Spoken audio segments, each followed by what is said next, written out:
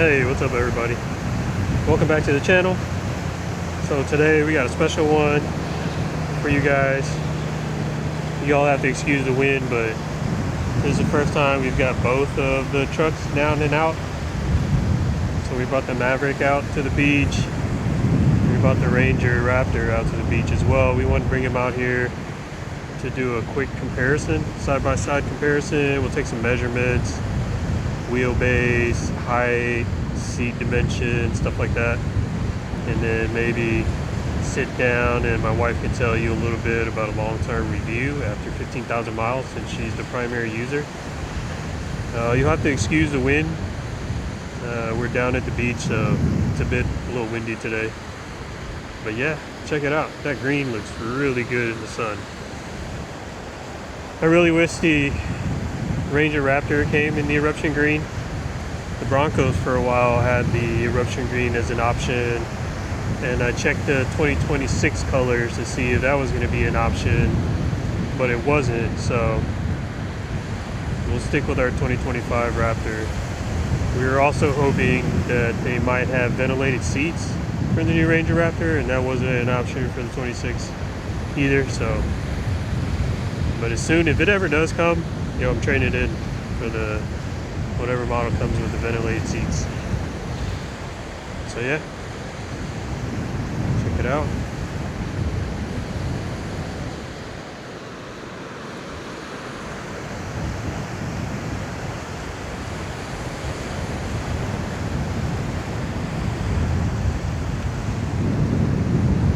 Right now, we brought Beerus out to the beach. I wanted to get him acclimated to being in the truck and being on some long road trips. And my wife is trying to giving him a chance to get acclimated to being out here at the beach. He's already used to being outside. He's a primarily indoor-outdoor cat. Lives really good outside.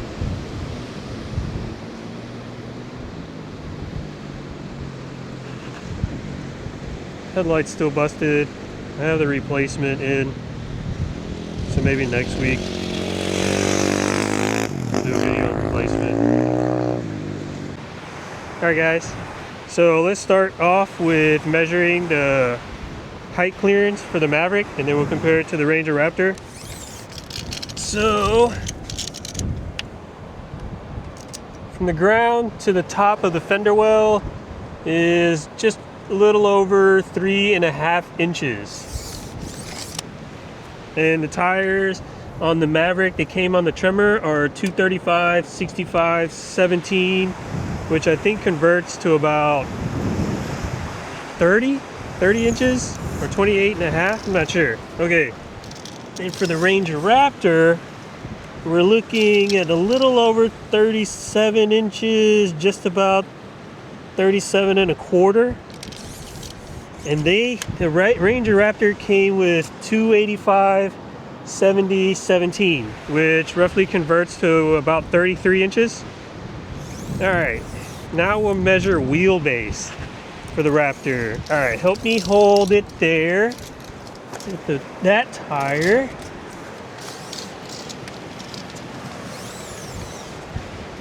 All right, so Beerus got a little freaked out and he went back inside.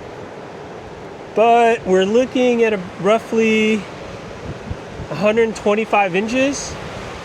Once we do all the measurements, I'll throw up the official measurements on the screen from the Ford website, so you guys can check my numbers. And for the Ranger Raptor, all right, we are looking at, I want to say 134, 135 inches as far as wheelbase comparison.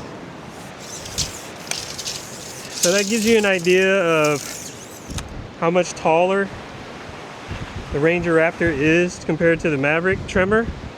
So this is comparing top trim for the Maverick as far as you can get, and then comparing to the top trim of the Ranger.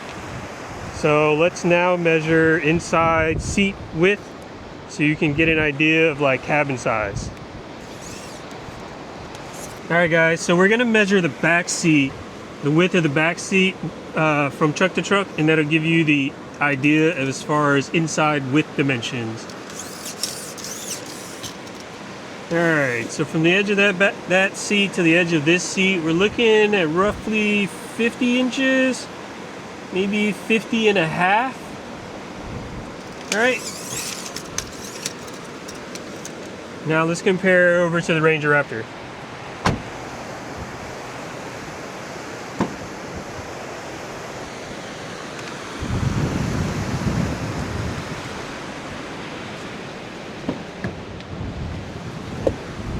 Alright, so Ranger Raptor edge to edge looks to be just about the same.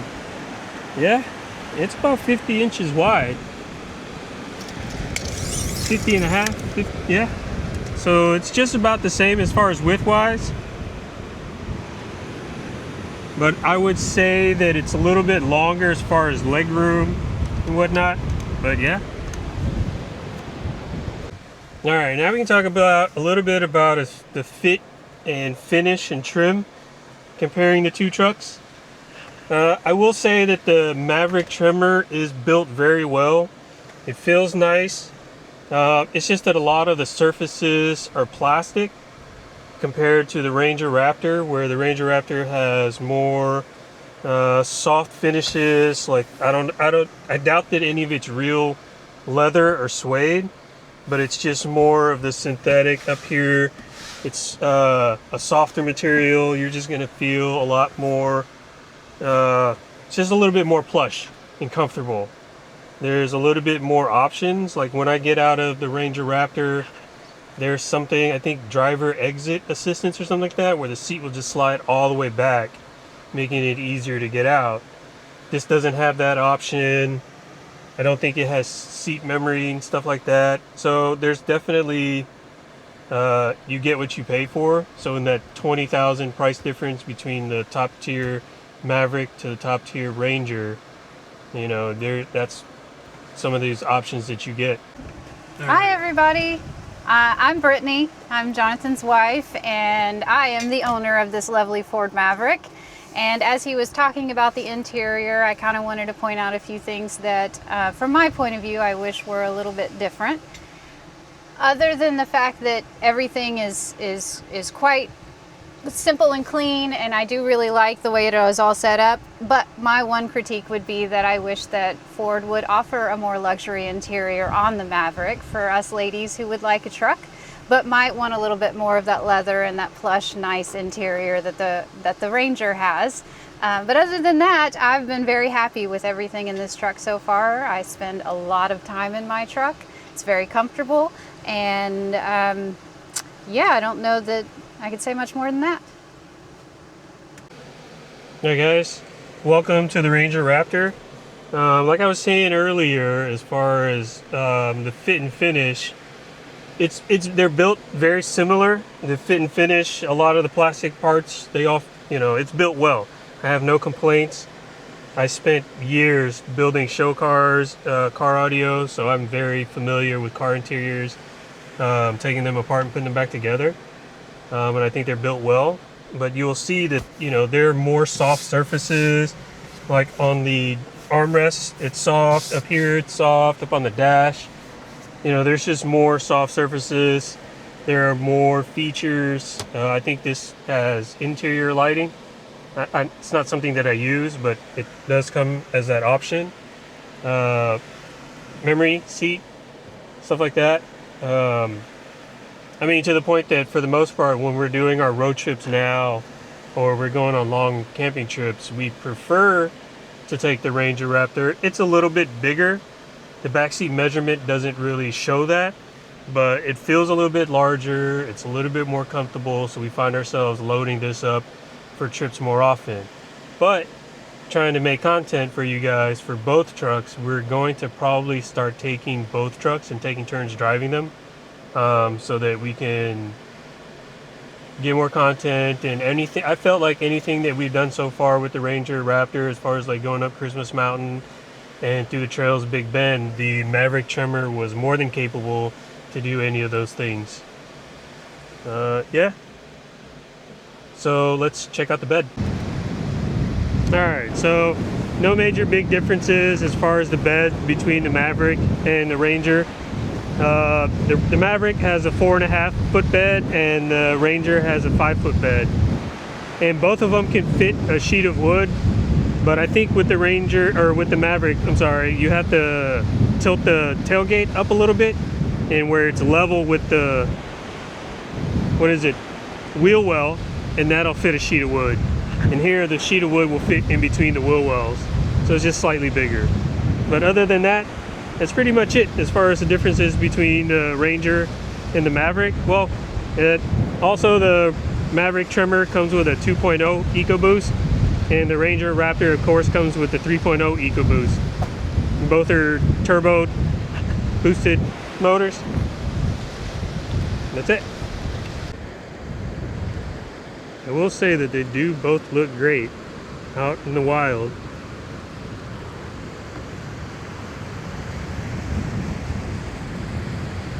That green just looks fantastic. Well, alright guys, I hope you enjoyed the comparison between the two. We certainly have been enjoying owning the two trucks. And if you want to see any more, any little odds and ends, updates, quirks, how-tos, I do most of the work on both of our vehicles myself. So if you want to see any more of our adventures, please like and subscribe. Alright, thank you. Have a great weekend. Hey guys, so another one of the differences I wanted to talk about that I noticed recently between our two trucks is with remote starting from the app from either Android or iPhone. This is an iPhone and this side's the Android. This is an iPhone 15 Pro and this is a Samsung S23. Both have the most current software version running on the phones, and both apps are running the most current software. You'll notice that when I start the truck with the on the Ford Maverick, you'll get an option to adjust the air temperature, like the AC and heater. You can turn on the steering wheel heat and also turn on the seat heaters from the app. But you can't do that on the Ranger Raptor. And it doesn't matter if you do it on the Android or the iPhone. I think it's vehicle specific, and it doesn't matter which device you're using. So let me demonstrate that. I'll go ahead and start both trucks.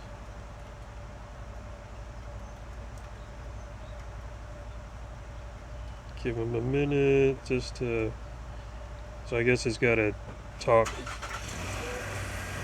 Alright, so you'll see the Maverick started and it gives me an option to adjust temperature, turn on the steering wheel heater and the seat heaters, and no such option exists for the Ranger Raptor. You can see that it's currently running. They both give you an option to slide to turn off the vehicle, and you can hear them running in the background, probably more the Raptor now than the Maverick. But yeah, you'll notice here, down here, that I have the option to change the temperature. So it comes in handy in like the summers and winters, depending if you're changing to the other. You know, like in where we're at in Texas, you can start off the day below 60, maybe 40, 50, where you want the heater on with the steering wheel and seat heater on, but maybe after lunch when you come back you want the AC on and not these on, and you want to turn them off. So I think it's a really cool feature that you can do that with the Maverick. I wish that existed on the Ranger Raptor. I checked, and both cars are running the most current software for firmware as far as devices. No, there are no software updates available for either truck. I was thinking maybe with the future software update, maybe it'll come to the Ranger Raptor. But let's switch between the two and I'll show you how it works for one and not the other. Alright, so let me switch vehicles. We'll go to the Raptor there. And the Maverick there. So now what was the Maverick Tremor on the iPhone is now the Ranger Raptor on the iPhone. And the Ranger Raptor was on the S23, Android S23, and is now on the Maverick Tremor on the S23. And then start that.